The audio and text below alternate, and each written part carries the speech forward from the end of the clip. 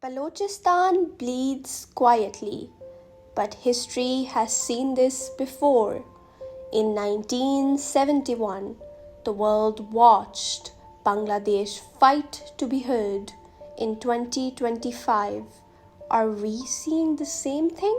वो हमसफर था मगर उससे हम नवाई न थी कि धूप छाँव का आलम रहा जुदाई न थी अदावतें थीं तगाफुल था रंजिशें थीं मगर बिछड़ने वाले में सब कुछ था बेवफाई न थी.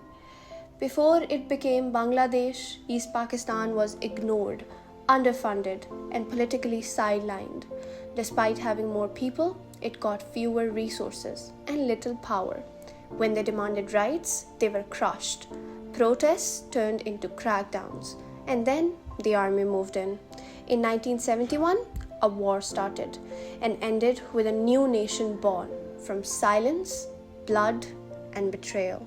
बोल के लब आज़ाद हैं तेरे, बोल के ज़बां अब तक तेरी है. Today, Balochistan is Pakistan's largest province, rich in resources, poor in peace. Stories of missing persons, military operations, silenced journalists, and student protests rarely make it to the national headlines.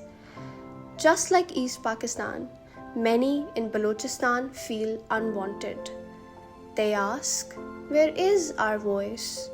Where is our justice? Different provinces, different times, but the feelings very similar. In both stories, people asking for rights, being called traitors. In both stories, the state choosing force over dialogue.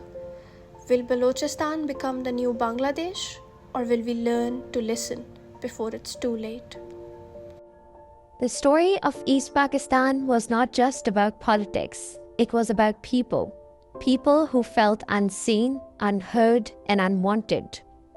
When dialogue was denied, when culture was dismissed, and when representation was reduced to silence, the demand for justice grew louder.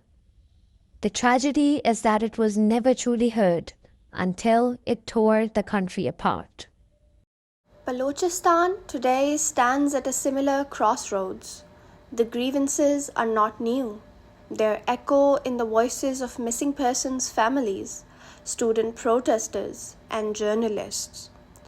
It is not a question of separatism, but of recognition, of being part of a nation, not just on paper, but in dignity, in power, and in peace. Nisar में तेरी गलियों के वतन के जहाँ चली है रस्म के कोई न सर उठा के चले. This isn't about blame. This is about reflection. Nations survive when they listen, not when they silence. Deja vu, or is history knocking louder this time?